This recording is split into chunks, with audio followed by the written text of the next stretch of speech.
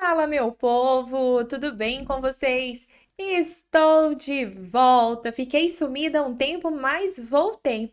E voltei para falar sobre um assunto muito importante, que cai bastante em prova e que gera bastante dúvida.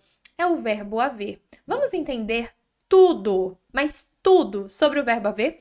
Vem comigo aqui na tela. Veja só, o verbo haver ele tem vários sentidos, tá? Alguns pouquíssimo utilizados, mas vamos aqui entender todos. Veja só, o verbo haver, ele pode ter sentido de se comportar. Nesse caso, ele é um verbo intransitivo e pronominal. Olha que esquisito. As meninas se ouvem bem em casa. Oi, oi, opa, oi, como assim? Esquisito, né? Porque a gente quase não usa. Mas esse sentido existe.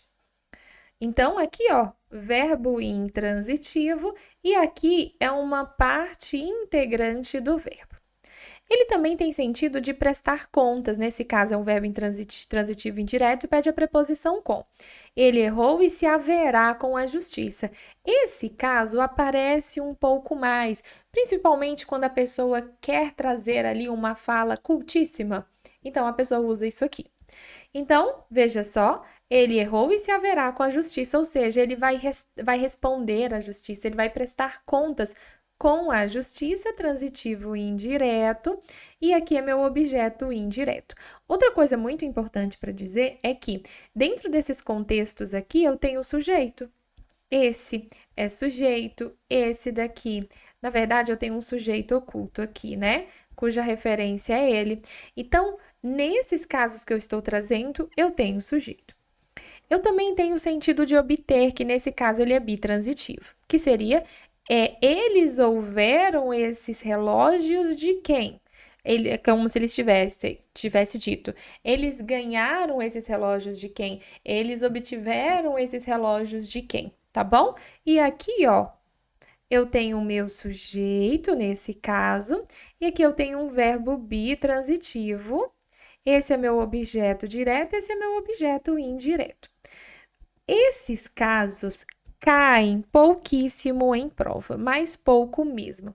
Agora, você precisa ligar o alerta vermelho nesse caso aqui, que é o verbo haver com o sentido de existir, ocorrer ou de tempo decorrido.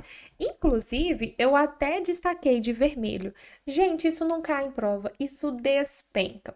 E as pessoas erram isso no dia a dia, as pessoas erram isso na redação, as pessoas erram isso na prova. Não, gente, não é para errar mais. Essa aula eu gravei para isso, para você nunca mais errar esse assunto. Vem comigo. Veja só. Quando o verbo haver está com sentido de existir, de ocorrer ou de tempo decorrido, ele é um verbo impessoal, não possui sujeito e deve ficar na terceira pessoa do singular. Como é que eu vou saber se o meu verbo está com esse sentido ou não? Ô, criatura, você vai simplesmente trocar. Veja só, há muitos assuntos para estudar. Veja só, não tem o verbo haver aqui? Olha o verbo haver. Troca por existir. Existem muitos assuntos para estudar. Ah, então é o verbo haver com sentido de existir. Então, aqui ele é transitivo direto e isso daqui é meu objeto direto. Cadê meu sujeito? Não tem. Professor, eu posso reescrever? Pode, só que o verbo existir, ele não é impessoal. Então, você vai reescrever assim, ó. Existem muitos assuntos para estudar. Vamos fazer uma análise sintática que a gente gosta? O verbo existir, ele é intransitivo. E muitos assuntos é o meu sujeito simples, cujo núcleo é assuntos. Observe que este verbo vai para o plural para concordar com o sujeito, diferente do verbo haver. Vamos aqui analisar a outra. Houve uma confusão na rua. Existe uma confusão na rua? Existiu uma confusão na rua? Pode até ser, mas o ocorrer encaixa melhor. Ocorreu uma confusão na rua.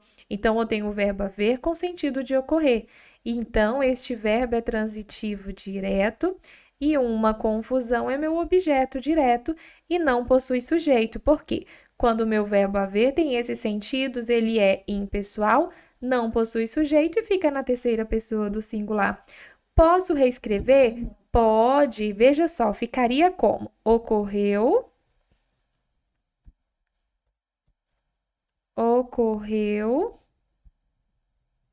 uma confusão na rua. Faz aí a sua análise sintática. Aqui também é intransitivo e uma confusão. Hoje, aqui uma confusão é meu sujeito simples. Pronto. O verbo ocorrer também não é impessoal. E o verbo haver com sentido de tempo decorrido? O que seria isso, professora? Veja só. O tempo decorrido é quando um tempo determinado passou. Então, quando eu digo há muitos anos que eu não o vejo, quanto tempo faz que eu não o vejo? Muitos anos. Eu tenho esse muitos anos aí, que é um tempo que passou, certo? Maravilha. Vamos trazer um outro exemplo? Há 2 dias não te vejo. Qual foi o tempo que passou? 2 dias. Então, essa é a ideia de tempo decorrido, tá bom? Então, vem aqui para a tela comigo. Qual que é a transitividade aqui nesse caso? Transitivo direto, não tem sujeito e muitos anos é o meu objeto direto. Posso reescrever? Pode, só que eu vou trazer uma outra reescritura aqui que as pessoas também erram bastante. Faz, inclusive, normalmente é assim que a gente fala. Muitos anos que não o vejo. Observe o seguinte: o verbo fazer tem exatamente o mesmo sentido do verbo haver aqui. E este verbo também é impessoal. Por quê, professora? Porque o verbo fazer, com a ideia de tempo decorrido, não tem ninguém praticando sua ação. Quem está praticando a ação de faz muitos anos? Ninguém. Logo, o verbo fazer e o verbo haver, ambos com sentido de tempo decorrido, são impessoais. Também são impessoais. O verbo haver e o verbo fazer. É por isso que eu não posso dizer isso aqui. Fazem muitos anos. Por quê? Porque o verbo fazer, ele é um verbo impessoal. Qual é a minha marca de impessoalidade? É marcá-la ali com a terceira pessoa. E por que ele é impessoal? Porque ele não possui sujeito, certo? Então, tudo que você precisa saber sobre o verbo haver está aqui. Se você ainda não me segue no Instagram, já vai lá e me siga. Eu sou a professora Cássia Braga, sou professora de língua portuguesa e eu tô aqui para te ajudar.